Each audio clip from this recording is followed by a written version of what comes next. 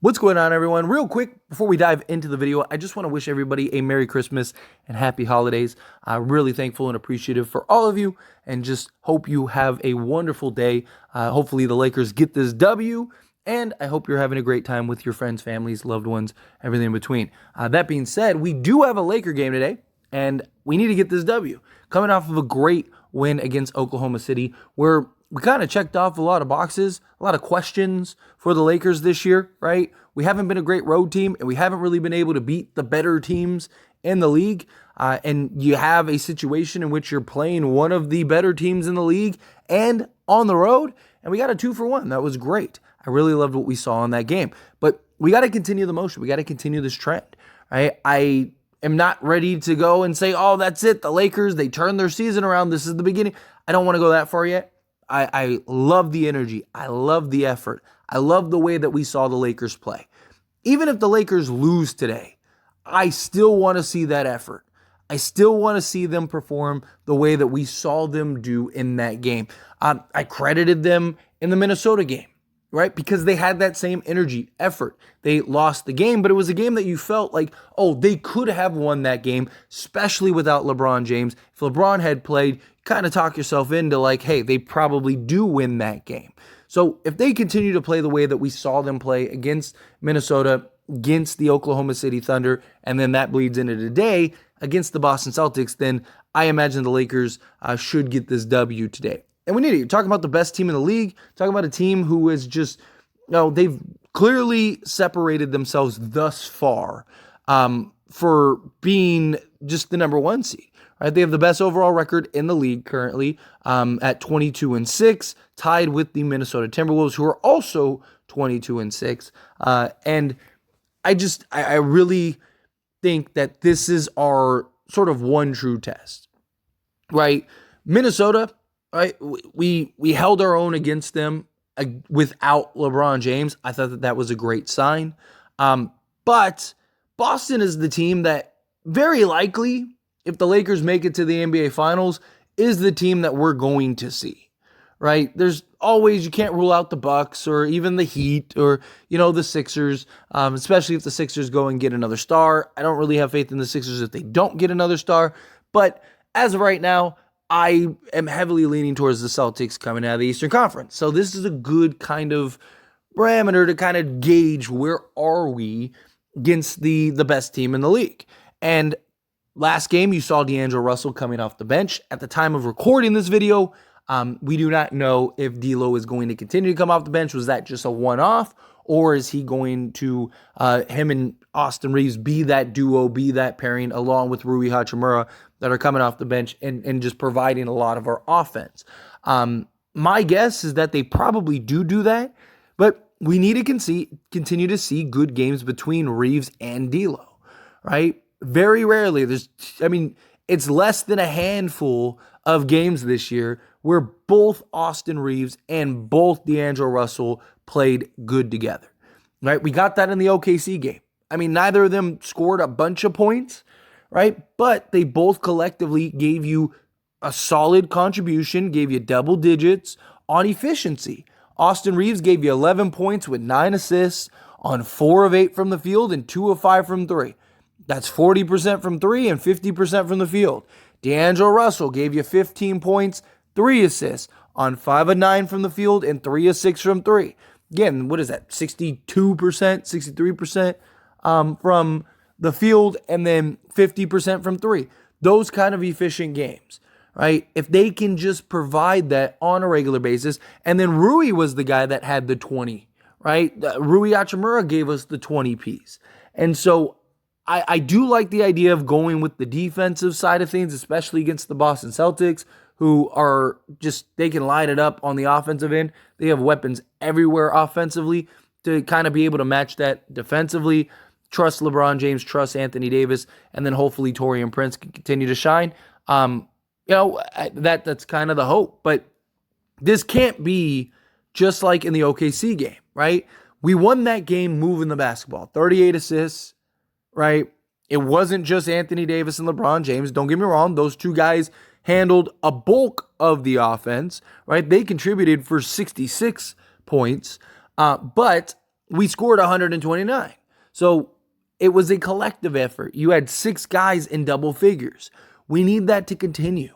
I want to, over the next handful of games, get to that point where it's like, okay, yep, Lakers are back, right? This is the contending team that I believe that they'll be. Now, we have seen the effort, the end-season tournament, right? We showed us that the Lakers, when they're playing meaningful games, they can lock down focus and win. Same thing with the Thunder. Lakers constantly, repeatedly said, we're taking this and treating this as an absolute must-win. That this, for us, is a must-win game. And what happened? The Lakers went out, took it as a meaningful, impactful, important game, and won. Now, obviously, you're not going to win every game. You're not going to go undefeated on the season. No team has ever gone 82-0. I don't mind losses. It's how are you losing, right? If you are bringing the effort and you're bringing the energy and you lose, I can live with that, right? At least you brought it, but sometimes there's reasons, like just a tight game against an elite team like the Celtics. You have a costly turnover or something like that down the stretch. It's frustrating. You hate to see it, but hey, you brought the effort. If that turnover doesn't happen, you win that game, right? I'm not saying that, a loss isn't a loss, but I'm saying like there's a difference between like, okay, we lost because it was just down the stretch we didn't quite close properly, or a loss because it's like, well, we just didn't show up. The team only played one meaningful quarter, and we started the game, we were down 20 the entire time and playing catch up. And then, we got it close towards the end, and we just didn't execute late, but it's because we were exhausted because we dug ourselves into such a deep trench, right? Or a game where it's like, hey, nobody was hitting shots, bad game. Energy was there. Guys were getting it done defensively. It was a close, tight game, but unfortunately, we just weren't able to hit shots. That's a big difference than the Lakers' effort that we've seen in some of these games. And just the reliancy of just LeBron James and Anthony Davis, right? Obviously, they're your 2 best players. Obviously, they're going to handle a large portion of the offense for you. But we need other guys to continue to play well and continue to step up, right? We need the defense. Cam Reddish, Jared Vanderbilt, right? If this starting unit is going to work, we can't be giving up 39-point first quarters. That completely takes away of the point of leaning into a defensive-heavy lineup. The whole point is, hey, we're starting off ridiculously slow and getting into these 15-point holes in the first quarter. Can we go defensively, kind of taper off, and then bring that a wave of offense and then match up with the second unit, right, to where all of a sudden we're able to extend and get that lead like you saw in the second quarter, right?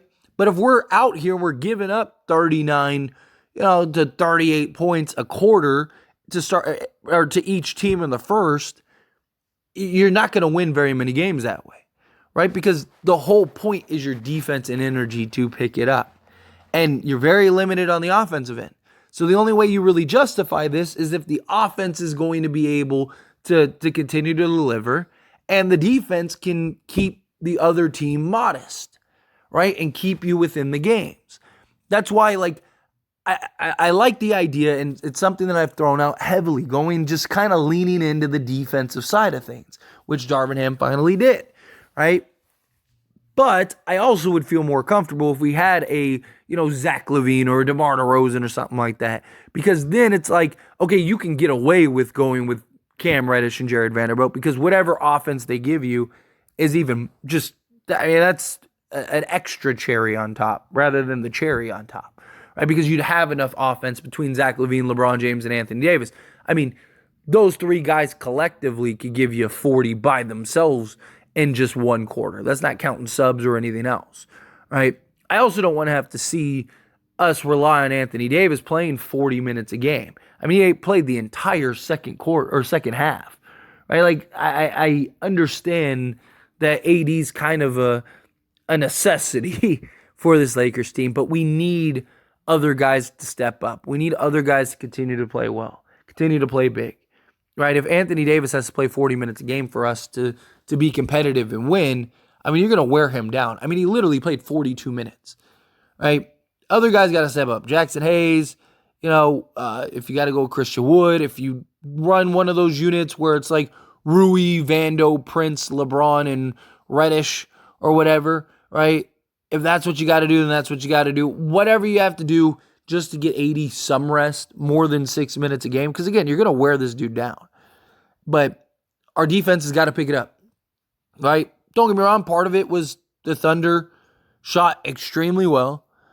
And on top of that, they're a top 5 offense in the league and one of the better 3-point shooting teams in the league. So it's like, they're a team that is averaging over 120 a game. So you kept them around their average, which is fine, but we got to do a better job, right? Celtics are no joke. Last time we should have beaten them. We all remember the infamous call, all that stuff. But like, this is just, this is a real test to me. Like I said, I want to see the Lakers beat the Celtics. All of a sudden, we got the Hornets, the Timberwolves, and the Pelicans to round out this month, right? The Hornets should be a win. Now you're on a 3-game win streak.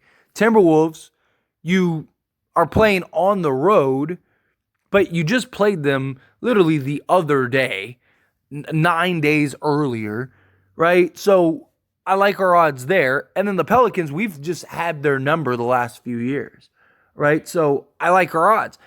If we could close out this month on a 5-game win streak, January is huge for us. Even if let's say we beat the Celtics, we beat the Hornets, and let's say we lose to the Timberwolves and Pelicans, right? That would be frustrating, but I could live with it because it's like, okay, we beat the Thunder, we beat the Celtics on the road.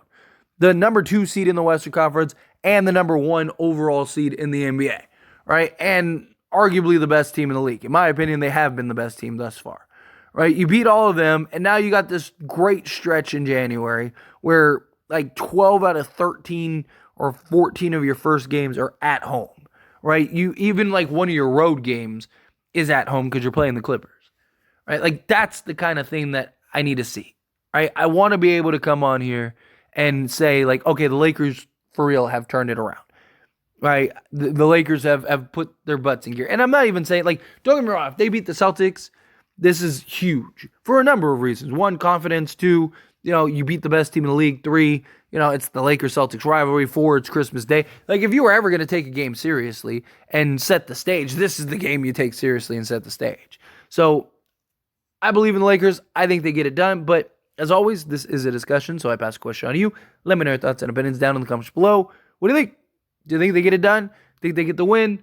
However you feel, whatever your thoughts are. Love to hear it. Let me know down in the comments below.